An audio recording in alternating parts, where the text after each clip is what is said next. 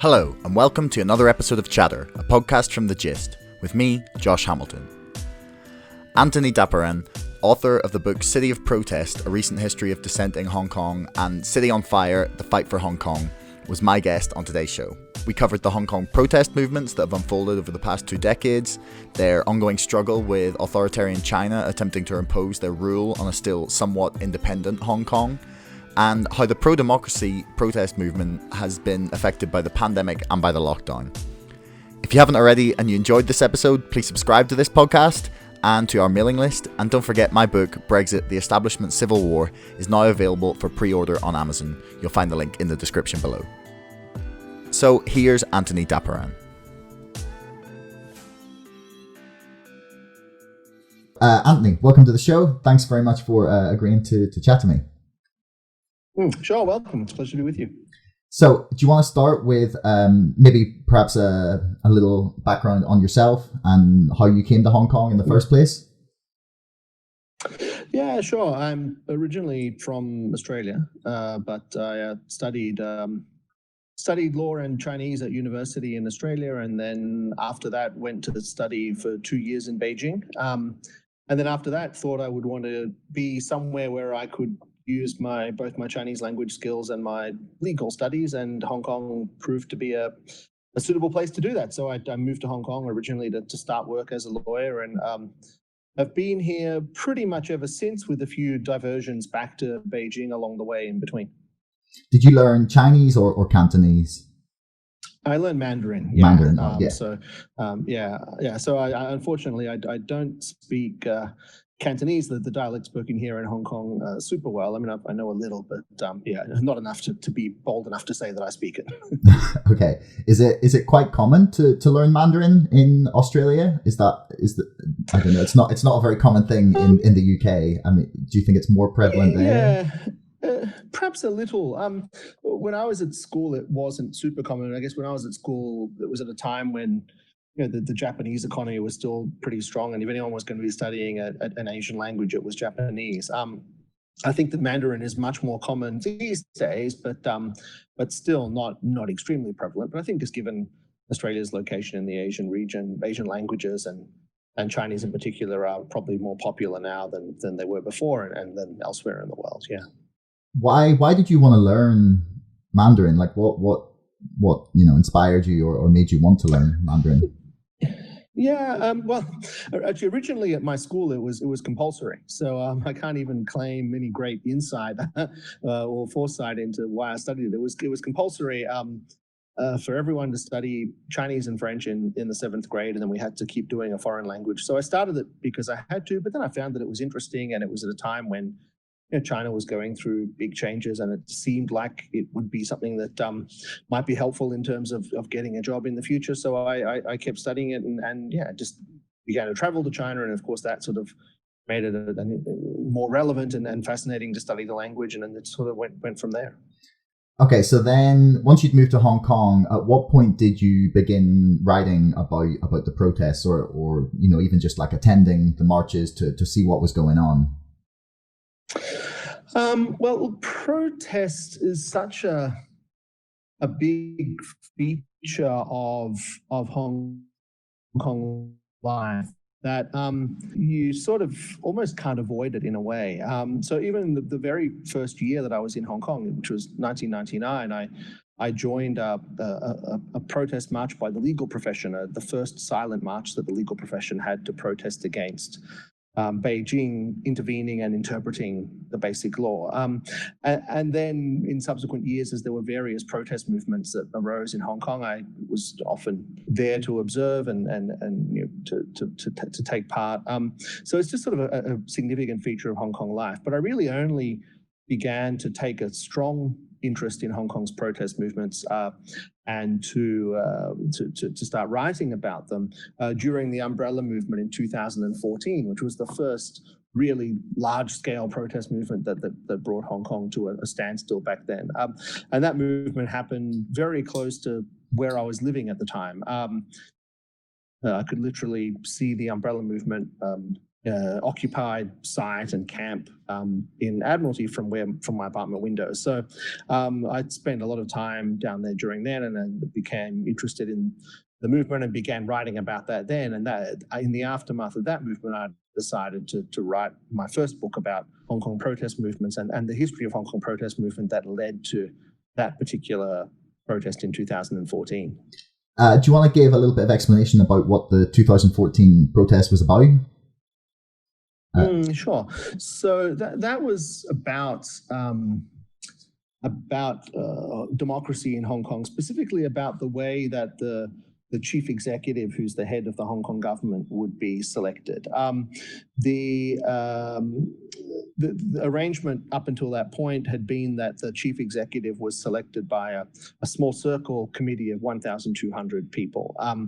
And Beijing had promised that at a certain point that would be opened up to universal suffrage. So all the Hong Kong people would be able to vote for the chief executive. And this was something that people had been looking forward to.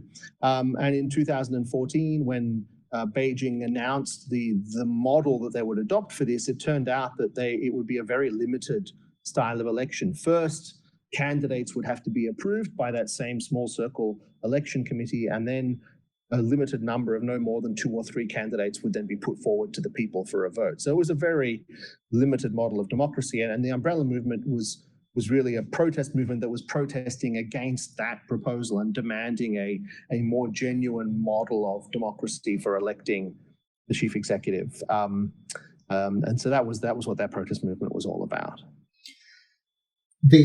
One of the documentaries I watched in preparation for this was the Joshua Wong story. I think it's Teenager versus Superpower, I think is the title of it.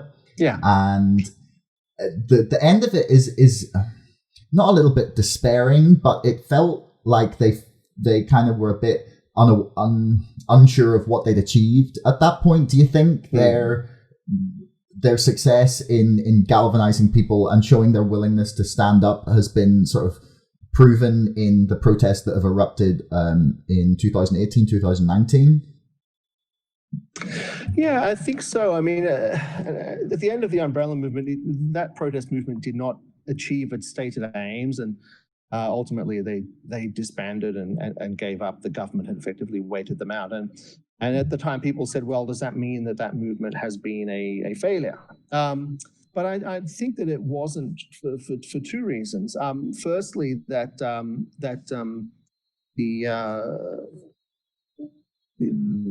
cultural awakening that the umbrella movement engendered was very important. A large amount of documentary films, of artwork, and other materials sort of were generated by the umbrella movement.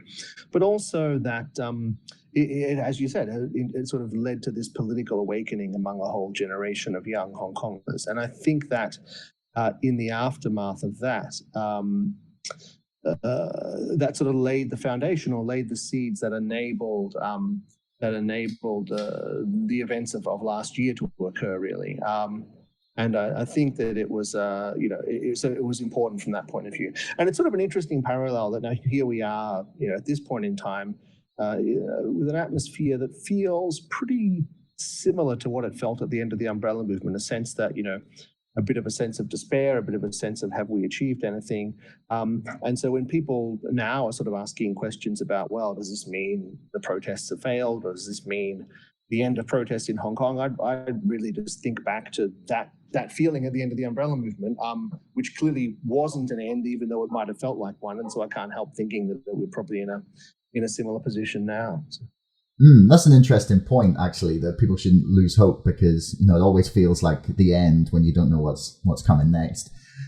Yeah. There was a quote I came across of yours that said that I believe it was the 2014 protests really made you feel like a real Hong Konger, and something that I kind of found in my research was that in 2008 there some polling was run, and that 18% of people in Hong Kong identified as Hong Kongers versus 39% of people who identified as Chinese. And by 2018 that had basically completely flipped, and 40% of people identified as Hong Kongers and 18% of people were identifying as Chinese. Like that's that's a real turnaround in 10 years. Yeah. Like, why do you think that occurred so rapidly?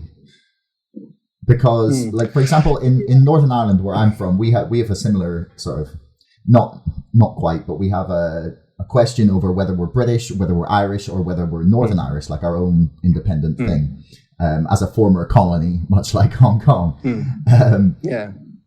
So we, I say former, we're still part of the UK, but I don't know if it be still considered an empire. Yeah, so why, like, we've had maybe 20, 30, 40 years of time since there was a real fight started to break out about this identity problem in the Troubles, and we still only have, say, 1/3 of people identifying as Northern Irish, and it's mostly young people, and it seems that the attitudes may be changing, but it's very slow, even in a country where there was like political linked violence. Like, why do you think it's changed so rapidly in Hong Kong? Yeah, look, it's a really interesting question, and that has been one of the issues that was really at the heart of last year's protest movement. There's a sense that there's this generation of young Hong Kongers who've grown up now with a Hong Kong that wasn't a British colony, so it's not part of the British Empire. It's a part of China, but also part of a China that they don't identify with. They don't look at China and see a place that they aspire to be a part of, or indeed, as some academic researchers who've interviewed some of these young Hong Kongers, when they go across the border as tourists or on school visits or to visit family, they find a place that's very unfamiliar to them. And so with this growing sense that Hong Kong is a unique place and is uniquely home to them, there's a sense that's grown up of this sort of unique Hong Kong identity. And it's wrapped up in, of course, the Cantonese language, as I mentioned earlier, this unique identity that Hong Kong has, the culture that's grown up around it, and then increasingly the political ideas that have grown up around that as well. And so there's this sense that now Hong Kong is what they call what some academics call a stateless nation, and people have drawn parallels between Hong Kong and places like Catalonia in Spain, or Quebec in Canada, or the Kurds between Turkey and Iraq, places where there is a unique peoples, a nation, but they don't have their own nation state. And clearly this is something that is developed in Hong Kong, and which part of the protest movement last year really helped to, I think, foster and engender and encourage, with the result that, yeah, as you say, now you have surveys asking people in Hong Kong how they identify, and increasingly they identify as Hong Kongers first, above and beyond being members of the PRC. You said that there's unfamiliarity when Hong Kongers go across the border, especially younger ones. Mm-hmm. In your opinion, or from what you've read, what are the differences that they really feel? Is it just the atmosphere, or is there like physical differences, or the attitudes of people? Like, what is it that feels most unfamiliar to them? Yeah, look, it's not necessarily going to be material things, because of course China is modernized now, and if you walk into a shopping mall in mainland China, it's going to look just as good as a shopping mall in Hong Kong, and the subway systems there, and it's like the subway systems here. So it's not necessarily a material difference. I think certainly it's wrapped up with the rights and freedoms that people enjoy here in Hong Kong that aren't enjoyed elsewhere in the mainland, an uncensored internet, a sense that there is a degree of freedom that, at least up until now, has been enjoyed here, which has led to a certain degree of free thinking and those sorts of things, which I think people feel is different, and just cultural differences that give a sense that they are two quite different places. It's quite strange that you can go just directly across a border and it feels so different. I mean, for me, if I go from Northern Ireland into the rest of the UK, it might look a little different, but that's just like the area you're in, slightly different architecture or just like it's a different place, but it doesn't feel that different.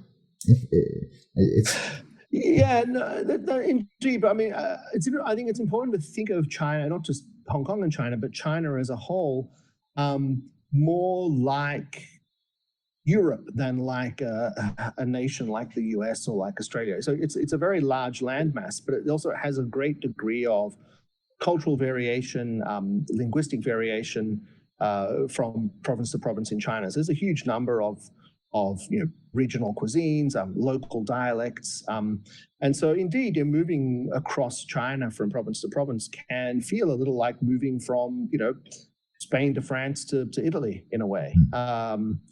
So yeah, they're familiar but different in different ways. Now I think it's not necessarily as pronounced as that, but certainly there are cultural distinctions even within different areas of China. Well, yeah, China's just unfathomably huge. There's just some countries in the world that I just can't wrap my head around how big they are. And China is one of them. I lived in Canada for a year. That was just the same. I'd drive like 2 hours to the nearest town, and it would be mine.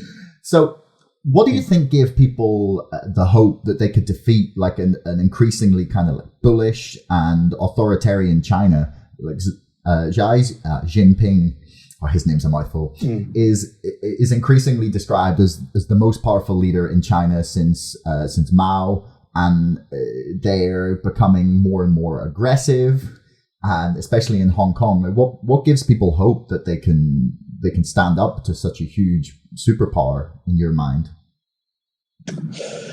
Yeah, I don't necessarily think that they think they can, and I think also at the beginning, I don't think people framed it in that way. I think people in Hong Kong saw this as a fight within Hong Kong, a struggle between the Hong Kong people and the Hong Kong government.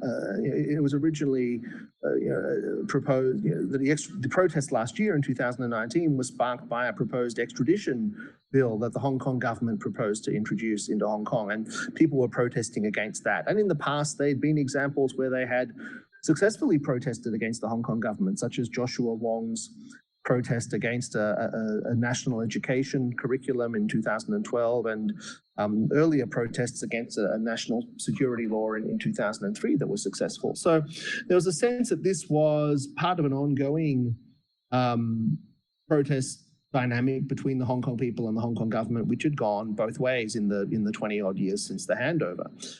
And I think last year, at least at the outset, was similar. So people didn't feel they were up against an entire superpower. But of course, as the protest movement developed and gained momentum and the demands spread out, and as China itself began to see this as a matter of national security, if you want to put it that way, or national importance, and became increasingly engaged in the movement, then it did become this struggle between the people of Hong Kong and China, which of course is an unwinnable battle for the people of Hong Kong. And I think that is why there are sort of a couple of different ways that people here would now frame that. One is to say that that's why they welcome sort of the support of the international community and the involvement of countries such as the US, who stepped in and made Hong Kong sort of one of the central points of the US-China relationship, and indeed other countries, including the UK, have stepped in and spoken out for Hong Kong. And so I think from the Hong Kong protesters' point of view, they think of themselves as not being alone, but having other countries in the world sort of standing with them. But then secondly, I think there's a slightly fatalistic angle to at least some element in the protest movement that say that, they realize there's nothing they can do to defeat China, as it were, but they feel that the current regime is not sustainable indefinitely. And at such point as something changes in China, that will be when the opportunity arises for people in Hong Kong to change their position here. And so there's sort of a long-term game that they look at in that sense. So yeah, that's the only way that they can look at what they're facing and put that into a perspective that makes sense. So you think that the battle that protesters have been fighting sort of on and off since 2003, maybe you could mark the real start of it, was that was maybe the first big movement since '97 and the handover. So you think that struggle has been essentially about holding off the Chinese government until the point at which there will be some sort of opportunity to take back the freedoms, or to demand and like establish the freedoms that they were promised in the '97 handover agreement? Yeah, look, really all of the protest movements, I think, have at their core the aim of trying to protect the rights and freedoms that Hong Kong already enjoys, and to try to push for what they're promised in the basic law, which is universal suffrage for electing the chief executive and universal suffrage for electing the legislature. And there's been a sense over the years, but especially in the last 5 years, that those rights and freedoms have gradually been encroached upon, and those promised changes have been pushed further and further back. And so, I mean, in many ways, I think that what the Hong Kong protesters are asking for isn't particularly radical. They're only asking for what's actually provided in their own constitution, and nothing more than that. And what they're promised they're entitled to have, well in advance of 2047, which is when all those things expire, and China has the right, if they so wish, to unwind it all and absorb Hong Kong completely. So that, yes, it's all part of this struggle, ultimately tied into protecting those rights and freedoms and protecting the identity of Hong Kong as a unique place within China. What do you mean by the current regime is not indefinitely sustainable? Do you just mean that Xi Jinping will die eventually, or do you think that they're making like? Are you saying that the current leadership is not as stable and strong as, or there I am, strong and stable? Wow, it's not as strong and stable as they might you might think, given the press and the coverage of him. Yeah, just to clarify, it's not what I'm saying, but what Hong Kong protesters tell me, okay. And what their position is. And yeah, I've heard it expressed to me by them in I guess 2 different ways. One is the more passive way, which is that they just believe that the general belief that an authoritarian regime like that cannot last forever, and whether it's Xi Jinping personally or the Communist Party's rule generally, or what have you, that there are eventually, they believe, going to be pressures brought to bear, as there were on the Soviet Union, that will lead to some form of change in the system of government in the mainland. So that's the more passive view. So the second, more active way of putting it is perhaps summed up in this slogan that some of the protesters use, Lam Chao, which roughly translated is sort of, this "if we burn, you burn with us" mentality, which is that some of the protesters believe that if they can cause significant chaos in Hong Kong, that might be a domino that eventually leads to the collapse of the Communist Party, which is a very sort of slightly wild fantasy, I think, on the part of some of the protesters, but that's sort of another way of how some element of them look at it. So it's sort of this sense that whether it's passively or actively, one way or the other, there's a sense that if there is a change in the way that mainland is governed and the way that the mainland views Hong Kong, then that will be an opportunity for Hong Kong.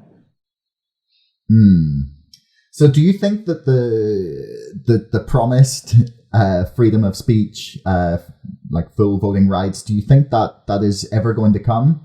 At the moment, so correct me if I'm wrong, the way that the Hong Kong political system works is you've got 70 elected members of the Legislative Council, 40 of which are elected by the people and 30 of which are given to industry and corporations. And then the leader is essentially chosen by Beijing at the moment, the chief executive. That's broadly correct. I guess with the tweak that the leader is chosen by a 1,200 person election committee, but that committee is stacked with pro-Beijing people. So effectively, they choose whoever Beijing's preferred candidate is. But yes, that's overall the structure. So we don't have a proper representative democracy system here. But we do have, or at least up until now, have had all the rights and freedoms that you'd normally expect to go with a representative democracy, including freedom of assembly, freedom of speech, freedom of the press, all these rights and freedoms that people enjoy and exercise when they go out and protest. And so that's sort of led to this instability where people have not been able to express their dissatisfaction with the government or push for a change in government at the ballot box. But they are able to express themselves politically through political protest. And one of the things I argue in my books is that's one of the dynamics that has led to such a culture of political protest in Hong Kong. But of course, that's an odd imbalance to have.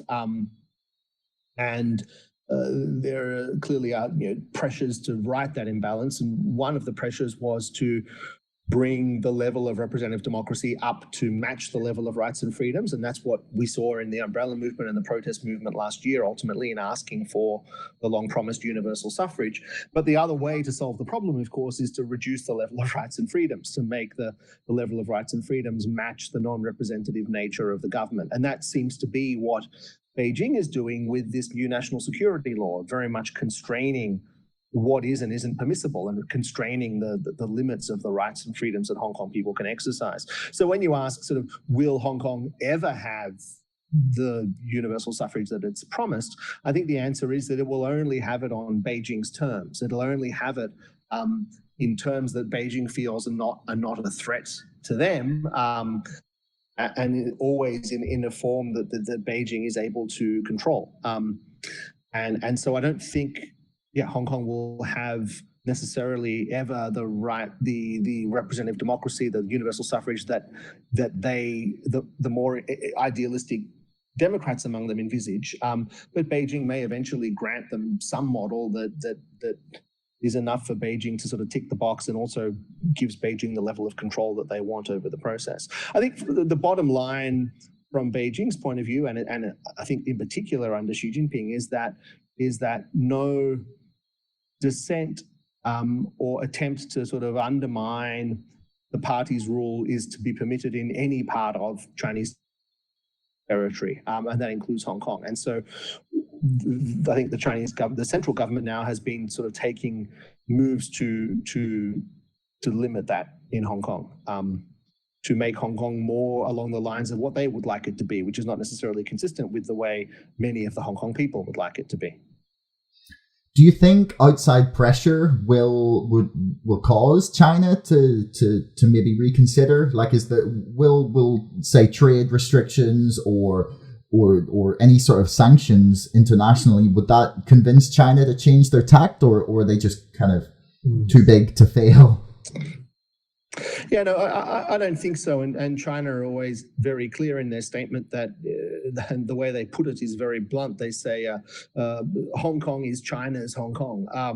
And I don't think that this is one of those sort of bottom lines that China is not going to budge on. And this sort of international pressure is not likely to change its fundamental policies. But that said, I do think that international attention is important. It's, in the sense that, it's always better for things to be happening in the light and in public exposure than to be happening in the dark. And so to the extent that the international community is continuing to pay attention and to publicize and to make China aware that they're watching, that's something that is going to, I think, be helpful, at least in providing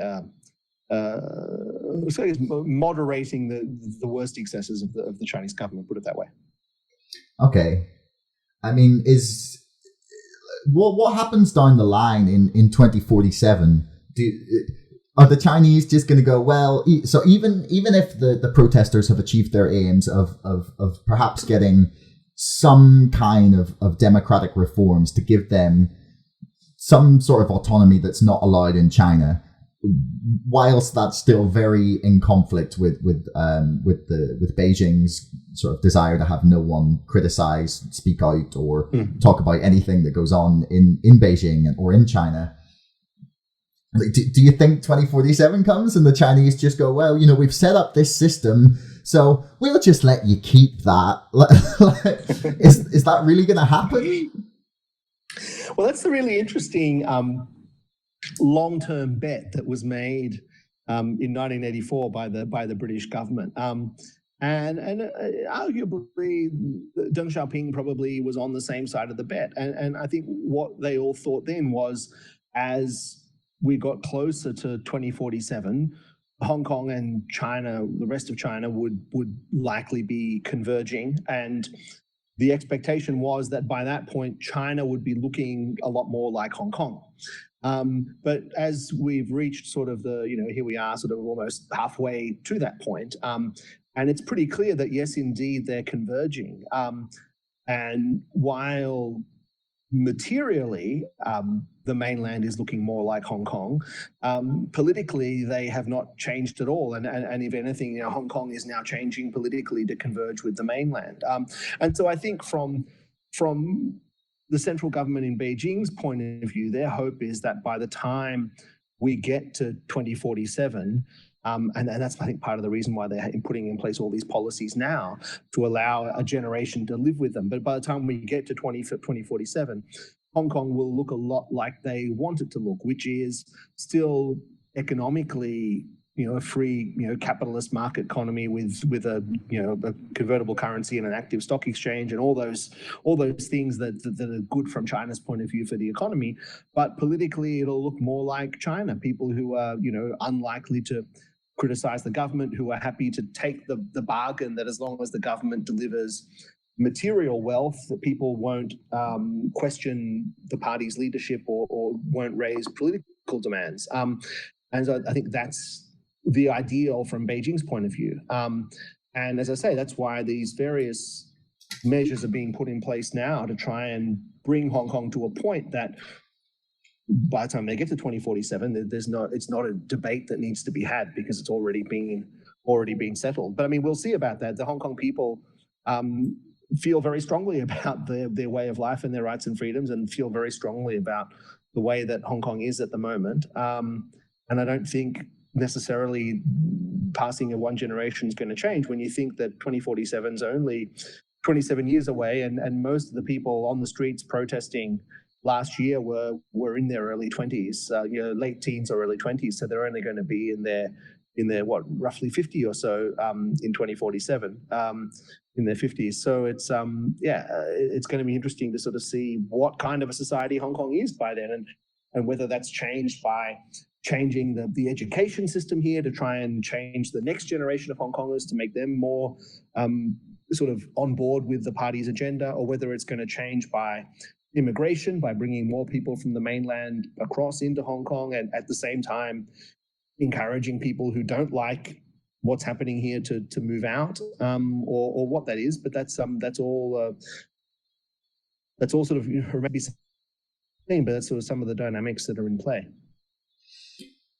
What's your impression of how the young people who are in school now are feeling towards the pro-democracy movements and towards China? Something that a friend of mine who actually lived in Hong Kong for a number of months had mentioned when they were in China was that the young people in China were far more pro-Beijing, pro the party than the older folks in China. She said that the older people were the ones who felt most resistant to the sort of expansive, authoritarian surveillance capitalism sort of society that China has kind of fostered. Is that your impression of the kids of today, or are they just like Joshua Wong's generation who were far more sort of pro democracy and well, the scholarism movement that was very much anti-national education and successfully won that battle? Yeah, no, the young generation in Hong Kong at the moment are overwhelmingly supportive of the protest movement. I mean, the protesters last year were very led by young people, both kind of university students and people in their 20s, as well as teenagers and school students. School campuses were one of the key battlegrounds, if you will, in the protests, and school children held protests where they would link up hands in human chains outside their schools. There were teenage school kids getting arrested during protests. I mean, it's very clear that this entire generation of young people in Hong Kong are still very strongly behind the protest movement. And indeed, the Education Bureau now in Hong Kong is really seeking to crack down on Hong Kong schools. And they're saying that, chanting of protest slogans or singing of protest songs is banned on Hong Kong school campuses, and schools are not supposed to allow people to talk about political issues. And it's I think a major battlefront now in the government's war to put an end to the protests and clamp down on dissent. But at the moment, the current young generation, I think it's fair to say, to generalize that they're very strongly in favor. Similar to Joshua Wong and his generation. How effective is that campaign? I mean, it kind of relies on the teachers and leaders of the schools or the headmasters or headmistresses to enforce that. To your knowledge, how effective has that clampdown been? Look, I know that there's examples both of headmasters who are very pro-government and who have been sort of implementing it very eagerly. There are many examples of teachers who are who are also afraid and who strongly object to it. One thing I sort of have to note, sort of slightly wryly, is that the best way to get a teenager to want to do something is to tell them that it's banned, right?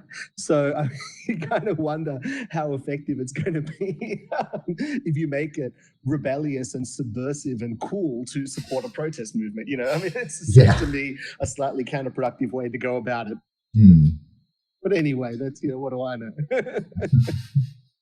No, it's a fair point. Like often by crushing dissent, then you can create martyrs and create more interest in it. But then the Chinese government also were incredibly successful, unfortunately, in the Tiananmen Square sort of massacre in crushing dissent in mainland China. So it's not like they haven't had success in trying to do this kind of thing before. Do you think that there's more fear now of China than there was maybe 10 years ago? Like, I mean, for example, the books. Certainly. Well, there was the people that went missing in 2018. I think it was 5 workers from a bookstore in Hong Kong who were selling books that are banned in China. They all went missing in 2018, and the bookstore shut down. Do you think things like that make people more afraid of China, or do you think that sort of emboldens them to stand up against it? Look, certainly there's a great deal of fear now in Hong Kong, in particular around this new national security law that's came into force on the 1st of July, or 10 minutes to midnight, or an hour before midnight on the 1st of July, has already been actively applied, and the police are arresting people and warning people, and that's really caused a big chilling effect. And indeed, people are afraid of that new law and afraid of what it empowers the government to do, and afraid that law enables the mainland secret police to come in and operate inside Hong Kong, and so that's been very alarming. I think certainly there's a degree of fear here now that there wasn't here before. Yeah. So the new national security law came into effect the 1st of July. That allows the Chinese police to come in and have jurisdiction in Hong Kong.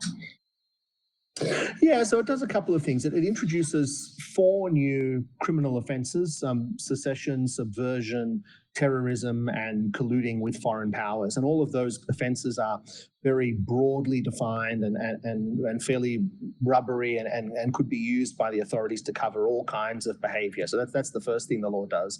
But the second thing it does is that it authorises the mainland security organs and secret police from the mainland to set up offices in Hong Kong, which they were now done, and for them to operate here effectively outside the law. And the law also says that in very serious cases under this national security bill, suspects can be taken from Hong Kong across the border to the mainland to face prosecution and trial. So it's a pretty frightening set of laws, really. And the implications that it has for in particular protest leaders is quite serious. So do you think this law has only been able to be sort of pushed through because of the lockdown and the pandemic? No, well, one of the other controversial things about it was the way that it was applied. It was not passed by Hong Kong's own government. It was formulated in Beijing and imposed upon Hong Kong by Beijing through a sort of a backdoor tactic in Hong Kong's constitution, the Basic Laws. This was something that in itself was very controversial, that not only was this law so wide-reaching and so draconian, but it wasn't something that the Hong Kong government themselves developed. It was something that Beijing developed and effectively imposed on Hong Kong by fiat. So what was the backdoor that allowed them to implement it? So there's a provision in Hong Kong's constitution that says the central government in Beijing can make laws for Hong Kong, which then can be applied directly to Hong Kong without the need to go through Hong Kong's legislative process. Now, the restriction technically is that this only applies to matters of foreign affairs, defense, or matters outside Hong Kong's autonomy. And there's been an argument made, including by the Bar Association here in Hong Kong, that this law does not appear to fit those exemptions, so it should not be allowed to be imposed by this way. But of course, no one is able to challenge Beijing. Sort of what they say goes, and Beijing say, well, this national security law is about the relationship between Hong Kong and the mainland, and it's about matters of national defense and national security, and therefore it's within our right to make this law and impose it on Hong Kong. We argue that it fits within this exemption, and so they've done that. They've then passed this law and automatically applied it to Hong Kong. Is there fear that this might be used again to implement further in future laws? Indeed, yeah, people have raised that prospect, and indeed even some pro-Beijing politicians or spokespeople for the central government have said, this is not necessarily a one-off, and if Hong Kong continues to be in a state of chaos, as they describe it, and there's a need for them to intervene again, then they're willing to do so. So, indeed, that's a fear that people have raised. Yeah. Because I remember from my Cold War history class that if we had ever had to write about how Russia or the USSR, America, was fighting for or doing something for their own security, that you could literally talk about anything in terms of your security. This is a really sort of like wide ballpark, and as soon as they've opened that up, it's you can't really put that back in the box now that they've used it. So there's no real way to make any kind of challenge to this in sort of formal settings, at least. Not to have the law repealed or amended. So now the battle is really around how the law is going to be interpreted and applied, and that battle is sort of happening in real time now. So we have this law, but where exactly do the boundaries lie around these offences? How will they be defined? How will people be prosecuted under them? That's all going to be decided as these cases come before the Hong Kong courts. And so, as I said, this is happening now that a number of arrests have been made and these cases are starting to come before the Hong Kong courts. We had an important decision last week around the bail provisions in the national security law and under what circumstances people would be entitled to bail, which has been an important decision and has thankfully laid down, at least from the court's point of view, some important rights for suspects and protections that'll be protected as the courts apply this national security law. So it's going to be interesting to see how it sort of plays out in real life, bearing in mind, of course, that Beijing always retains the ultimate right of interpretation over this law. So if the courts in Hong Kong come up with something that Beijing really can't stomach, Beijing has the right to turn around and say, oh, no, actually, you've got that wrong. Here's what we meant here, and sort of change it all back again. So it's going to be, I think, an ongoing process of sort of trying to define what this means and how it's going to work. How independent, then, are the judges of Chinese influence? Like say for example, would they be trying to be like helpful to the protesters and preserve some kind of rights whilst not being too bullish as to like upset the Chinese government? Do you think that's something that's coming into the mind of or going to come into the mind of judges making these decisions?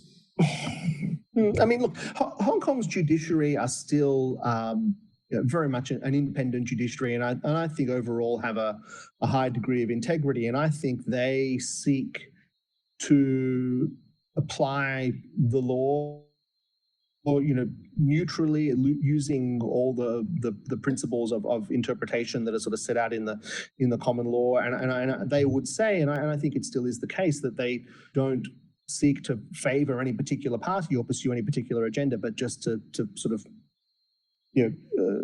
call the law as they see it. And I think that is the way the judiciary has worked up until now. Now, is there any sort of something going on in the subconscious about wanting to protect rights and freedoms, or wanting to be careful not to trigger a political response from Beijing? Perhaps, but I think at least up until now, the Hong Kong judiciary has worked quite well as an independent judiciary, or with a high degree of integrity, and really the hope is that will continue.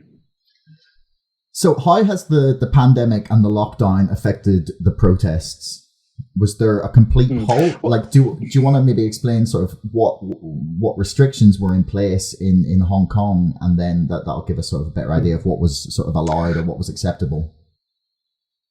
Yeah, look, even in the very early days of the pandemic, going back to January, February, before things like lockdowns were in place, there's already a very high degree of awareness in Hong Kong that the virus was out there, and the memory of SARS meant that people knew what that meant and knew how to behave. And so that meant that even then, people were very reluctant to join in any large-scale public gatherings. People were very wary of that. So already at the beginning of the year, the attendance at any protest events was much lower, as people were much more inclined to stay indoors and avoid large public gatherings. But of course, as the pandemic then unfolded, we had here in Hong Kong, similar to most other places in the world, restrictions on public gatherings.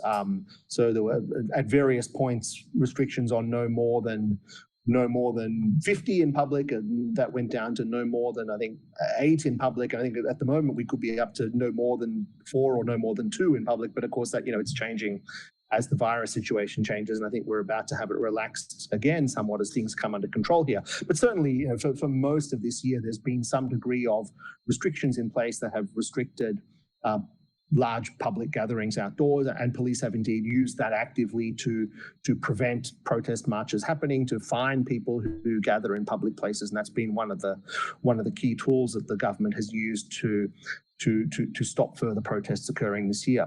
On top of that, the government just used the pandemic a week or two ago to announce that they were going to be postponing elections that we had coming up here. We were scheduled to have elections for our Legislative Council at the beginning of September.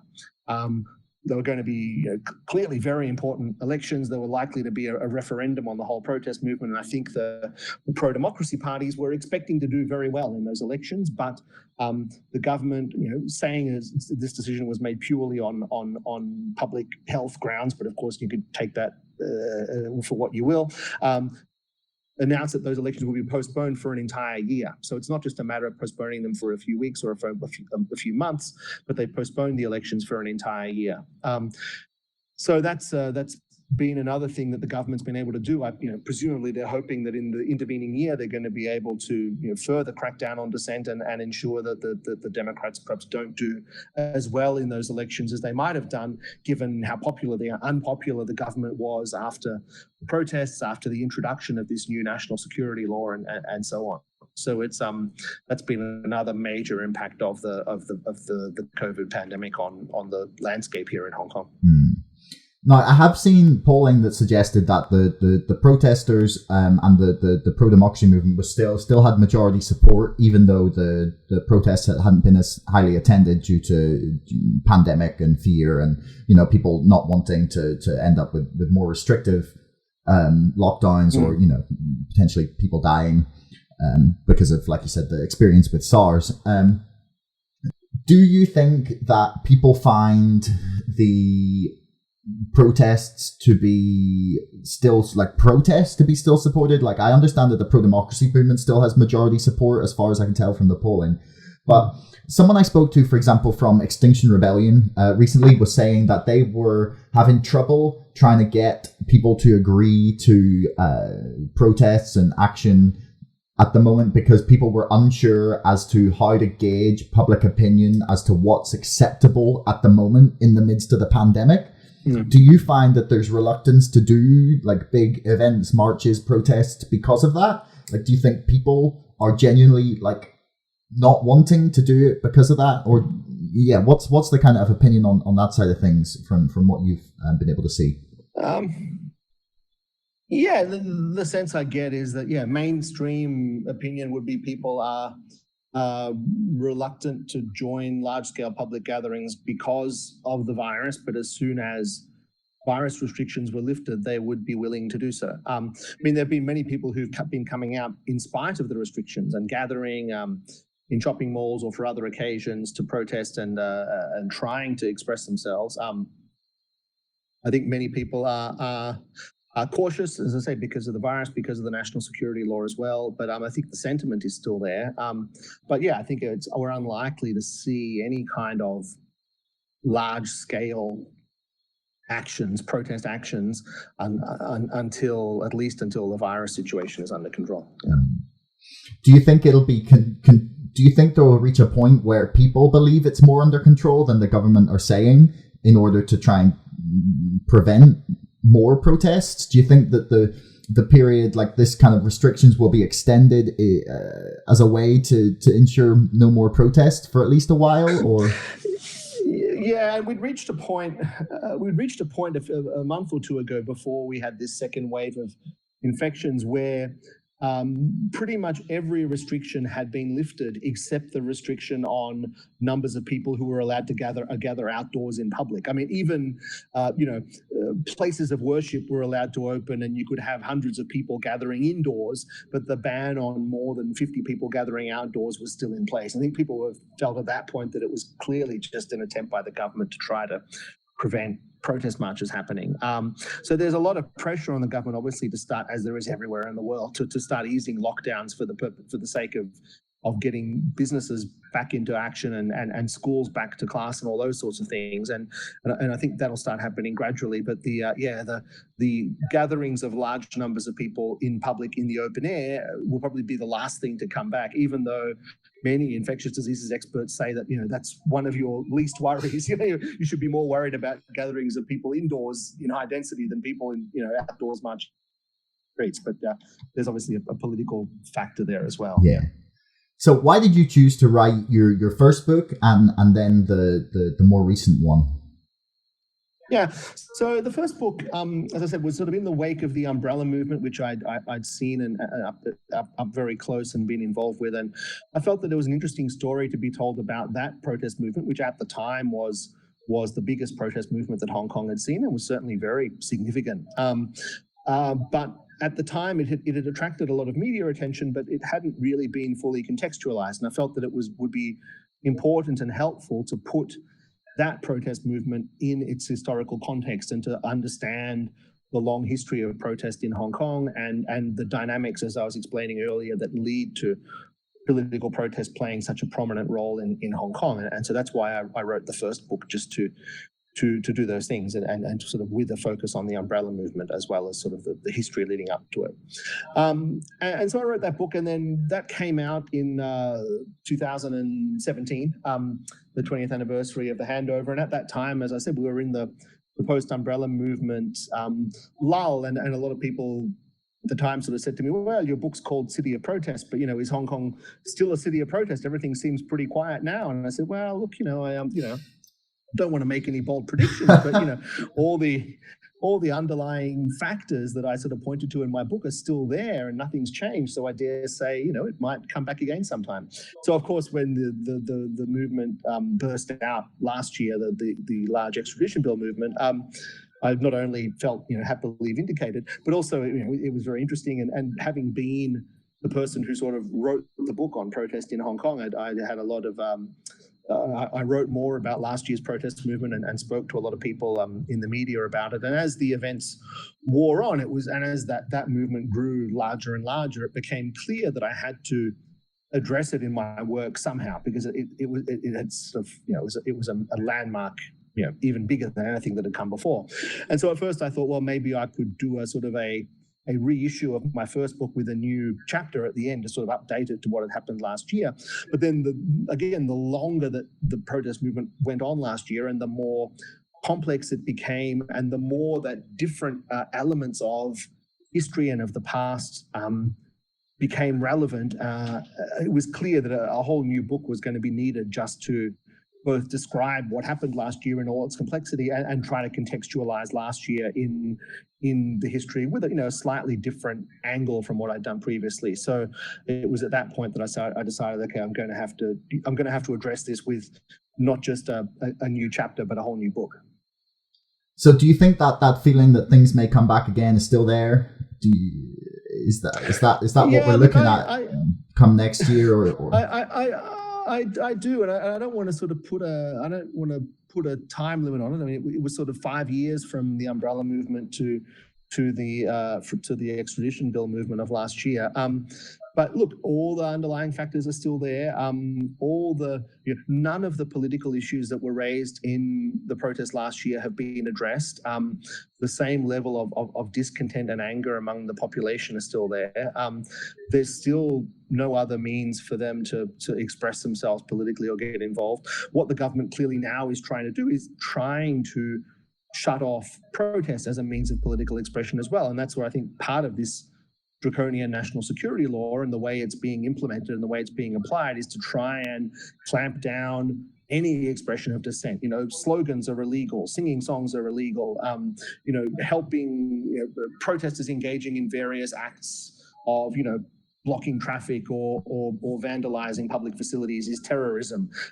Anyone who helps them is aiding and abetting terrorism. And these are, extremely, harsh means of trying to frighten people away from protest. But if I had to make a bet, my bet would be that it's going to come back in one way or another. It might not be this year, it might not be next year, but at some point when there's another triggering event, it will come back in its latest incarnation. And I dare say this dynamic of repression and then pushback is going to be a continuing cycle, perhaps all the way to 2047 or beyond. That seems like a nice place to leave things. Do you want to give like some plugs for some stuff before we finish? No particular plugs. Obviously, my new book, City on Fire, the fight for Hong Kong, is my latest book. Been a pleasure to chat, and hope people, if they're interested, can read the book. I will certainly be ordering the new one. It sounds fantastic. Last question: is it Dapiran or Dapiran, or how do you pronounce your last name? Sure. It's Dapiran. Dapiran. Okay. Dapiran. Okay. Yeah. That means that I will definitely pronounce it correctly in the intro. Great. Thanks so much for listening. If you enjoyed this episode, don't forget to subscribe to this podcast and to our mailing list. And don't forget, my book, BREXIT, The Establishment Civil War, is now available for pre-order on Amazon. You'll find the link in the description below. Until next time, thanks for listening.